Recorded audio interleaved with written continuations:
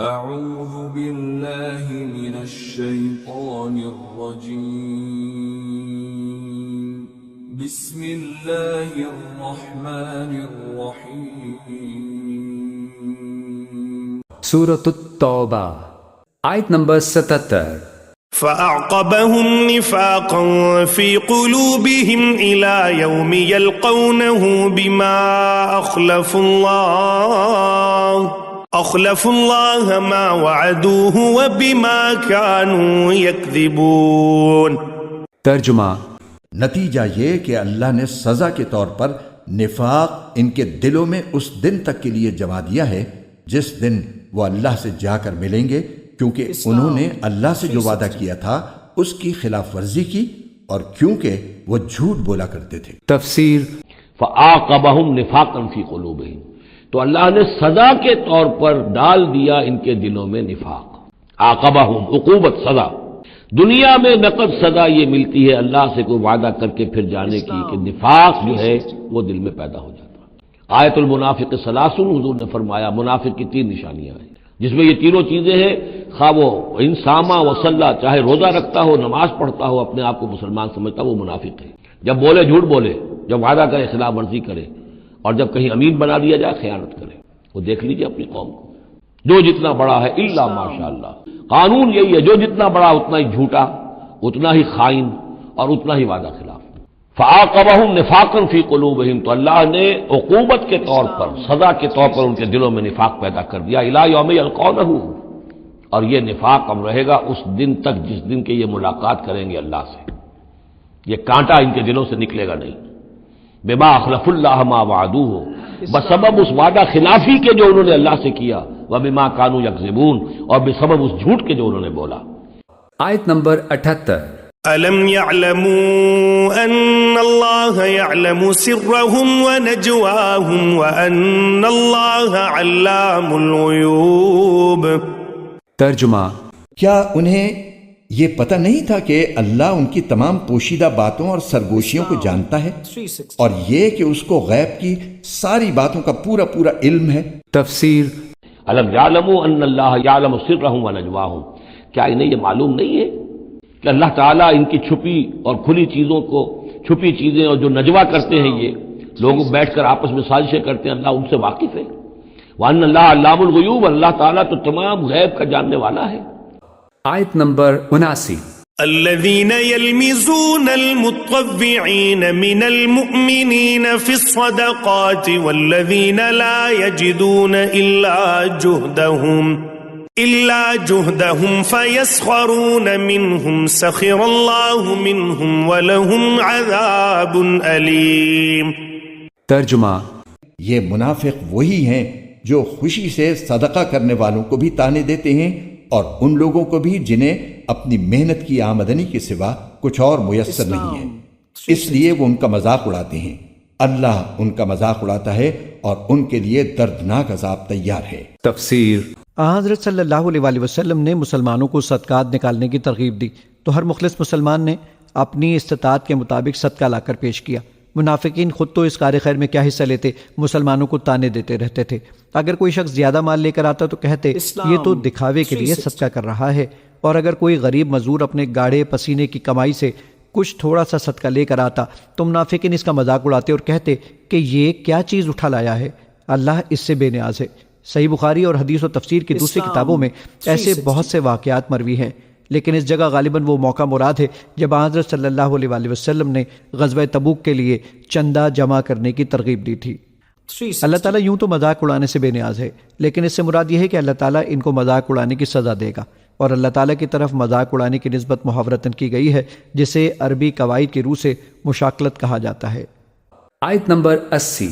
استغفر لهم او لا تستغفر لهم ان تستغفر لهم 70 مرة فلن يغفر الله لهم ذلك بأنهم كفروا بالله ورسوله والله لا يهدي القوم الفاسقين۔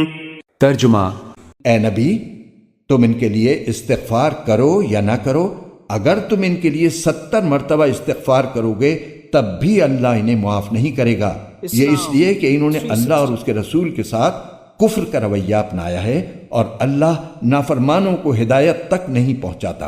تفسیر اب یہ سخت ترین آیت ہے قرآن مجید میں منافقین کے لیے، یا وہ تھی جو سورہ نساء میں تھی، ان المنافقین فی الدرک الاسفل من النار، منافق آگ کے سب سے نچلے طبقے میں ہوں گے۔ کیا یہ ہے؟ استغفر لہم، اے نبی اب آپ ان کے لیے استغفار کریں، او لا تستغفر لہم، یا ان کے لیے استغفار نہ کریں، ان تستغفر لہم 70 مرتن، اگر آپ 70 مرتبہ بھی ان کے لیے استغفار کریں گے فلن یغفر اللہ لہم، تب بھی اللہ تعالیٰ انہیں معاف نہیں فرمائے۔ ذالک بانہم کفروا باللہ ورسولہ، یہ اس لیے کہ یہ اللہ اور اس کے رسول کے ساتھ کفر کر چکے، واللہ لا یہدی القوم الفاسقین، اور اللہ ایسے فاسقوں کو ہدایت نہیں دیتا۔ آیت نمبر 81۔ فرح المخلفون بمقعدهم خلاف رسول الله وكرهوا أن يجاهدوا بأموالهم وأنفسهم في سبيل الله وقالوا لا تنفروا في الحر قل نار جهنم أشد حرا لو كانوا يفقهون۔ ترجمہ، جن لوگوں کو غزوہ تبوک سے پیچھے رہنے دیا گیا تھا وہ رسول اللہ کے جانے کے بعد اپنے گھروں میں بیٹھے رہنے سے بڑے خوش ہوئے، اور ان کو یہ بات ناگوار تھی کہ وہ اللہ کے راستے میں اپنے مال و جان سے جہاد کریں، اور انہوں نے کہا تھا کہ اس گرمی میں نہ نکلو، کہو کہ جہنم کی آگ گرمی میں کہیں زیادہ سخت ہے، کاش ان کو سمجھ ہوتی۔ تفسیر فرح المخلفون بمقعدهم خلاف رسول اللہ وکرہوا ان یجاہدوا باموالہم وانفسہم فی سبیل اللہ، بہت خوش ہو گئے وہ پیچھے رہ جانے والے جنہوں نے اجازتیں لے لی تھی حضور سے اپنے بیٹھ رہنے پر اللہ کے رسول کے پیچھے، اور انہوں نے برا سمجھا، ناپسند کیا کہ وہ جہاد کرتے اپنی جانوں اور مال کے ساتھ اللہ کی راہ میں۔ وقالوا لا تنفروا فی الحر، اور وہ دوسروں سے بھی کہہ رہے تھے ہم تو لے آئے چھٹی، رخصت لے آئے ہیں، تم بھی ذرا عقل کے ناخن لو، کہاں جا رہے ہو اس گرمی میں، اس شدید موسم کے اندر جا رہے ہو، پاگل ہو گئے۔ لا تنفروا فی الحر، اس گرمی میں مت نکلو۔ قل نار جہنم اشد حرا، اے نبی ان سے کہہ دیجئے جہنم کی آگ اس سے کہیں زیادہ گرم ہے۔ لو کانوا یفقہون، کاش کہ ان کو تفقہ حاصل ہوتا، فہم حاصل ہوتا۔ آیت نمبر 82۔ فَلْيَضْحَكُوا قَلِيلًا وَلْيَبْكُوا كَثِيرًا جَزَاءً بِمَا كَانُوا يَكْسِبُونَ۔ ترجمہ، اب یہ لوگ دنیا میں تھوڑا بہت ہنس لیں اور پھر آخرت میں خوب روتے رہیں، کیونکہ جو کچھ کمائی یہ کرتے رہے ہیں اس کا یہی بدلہ ہے۔ تفسیر فَلْيَضْحَكُوا قَلِيلًا وَلْيَبْكُوا كَثِيرًا، تو انہیں چاہیے کہ ہنسیں کم روئیں زیادہ، جزاء بما كانوا يكسبون، بدلہ اس کا کہ جو کمائی انہوں نے کی ہے۔ آیت نمبر 83۔ فَإِن رَّجَعَكَ اللَّهُ إِلَىٰ طَائِفَةٍ مِّنْهُمْ فَاسْتَأْذَنُوكَ لِلْخُرُوجِ فَقُل لَّن تَخْرُجُوا مَعِيَ أَبَدًا وَلَن تُقَاتِلُوا مَعِيَ عَدُوًّا إِنَّكُمْ رَضِيتُم بِالْقُعُودِ أَوَّلَ مَرَّةٍ فَاقْعُدُوا مَعَ الْخَالِفِينَ۔